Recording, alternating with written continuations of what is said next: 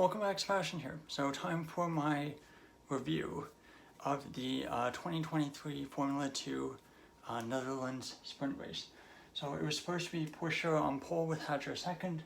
Unfortunately, on his install lap to the grid, Porsche had some kind of issue, mechanical issue with the rear right of the car, and he had to go into the pit lane.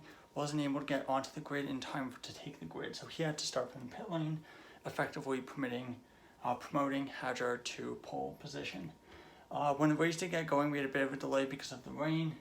Hauger ran wide at turn 1 and dropped a handful of positions.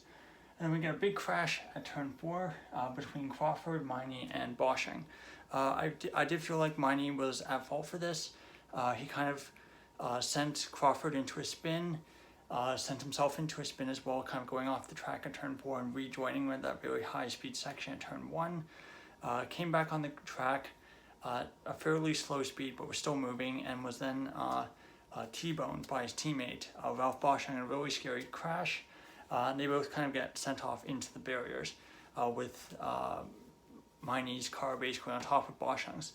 Luckily, it seems like both drivers are, for the most part, uninjured. Bosching did look like he had a bit of a limp, but for now, no life-threatening injuries, which is definitely good.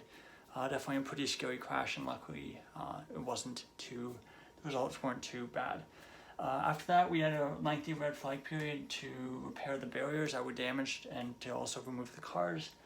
And then during the red flag period, the weather got better and actually cleared up. The track started drying out. And if we had actually gotten going again during that period, I think it would have been fine.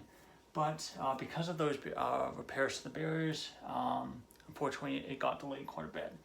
So when we eventually got going again, the rain was quite heavy. So we started with the safety car out, and at this point we were unfortunately very limited for time due to F1 qualifying started in about 40 minutes from the recording of this video. And so they basically, when they started, it was going to be, the goal was 22 minutes plus 1 lap. So already limited by time. However, the rain intensified, got worse, and they decided to abort the start. It kept the safety car out for a couple more laps, and then eventually gave up with that. Red flagged the race and decided that they wouldn't resume the start. So pretty unfortunate. It was basically only 4 corners of green flag action, which doesn't meet the minimum requirements of 2 laps of green flag racing. So unfortunately no points, so I didn't really bother writing points on the board. Unfortunate for drivers like Hadjar, who qualified well, or I guess they were given a fortunate position because of reverse grid getting mixed up, and was going to be on for a win, but that's the way it is. Of course, your 3 retirements were Crawford, Bosching, and Miney, who I just had already written on the bottom of the board when I was putting this together.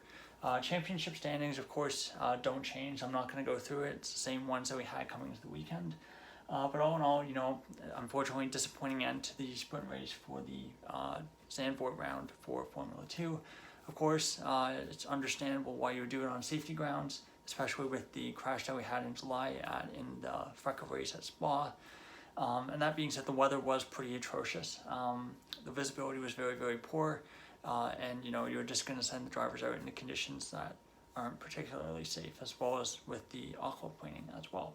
But, I'm not going to make this video ramble on any further. And of course, hopefully looking forward to F1 qualifying in about an hour's time, assuming hopefully it gets going. Thanks so much for watching. If this is your first time through, please like and subscribe. I'll see you again next time. Goodbye.